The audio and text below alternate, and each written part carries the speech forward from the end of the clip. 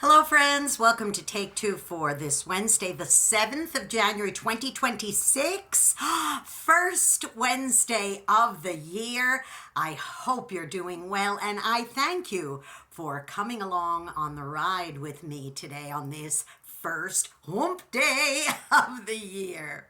Well, I got a text a little while ago from my good friend Josie. Now, Josie was at the hair salon having a trim this morning, and after she had this short little trim, she sent me a picture of herself, and she said, "Hey, Jeannie, remember a year ago about now what happened?" And I had to think about it for a minute, and then I did remember. Well, it was last January the 1st of 2025, and she has two small children. One is about 7 or 8, and the other one's a toddler. And she was holding her toddler in her arms while she was on the phone with somebody, having an intense conversation. And while she's holding her toddler and talking on the phone and trying to juggle, her other child, her son, she has two boys, her son handed some kind of very sticky candy to his baby brother. And Josie wasn't really paying attention. She said she learned this one the hard way.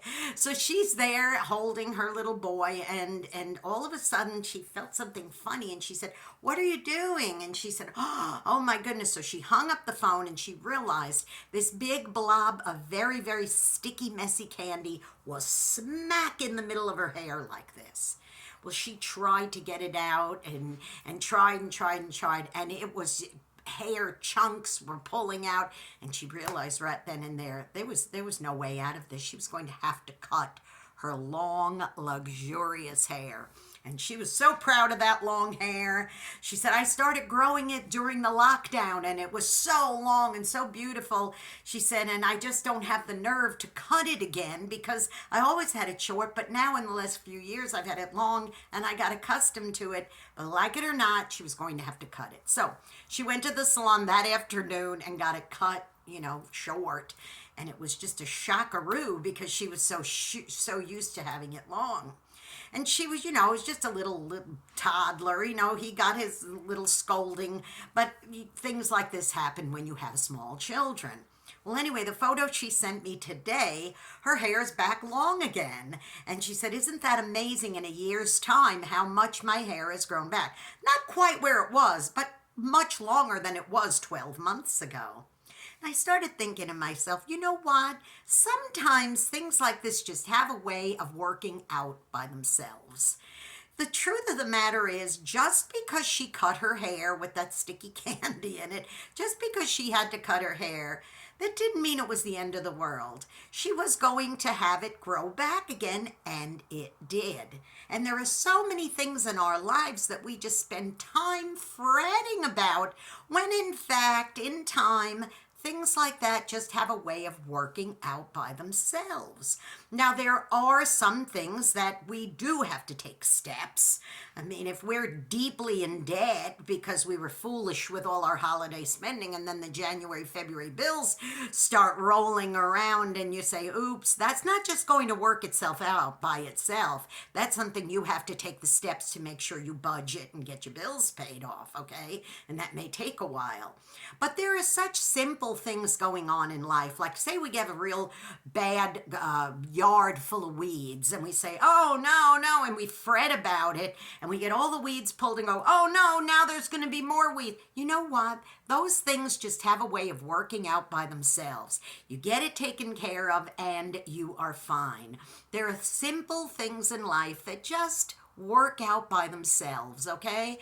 Don't spend very precious time fretting about things that will just, the hair grew, it grew in the end, and her first few weeks, she did fret about the fact that every time she went to the mirror, Josie said, "I looked at my hair and went, ugh," and I fretted about it, and here I am 12 months later with my long hair again. She said, it did just work out by itself.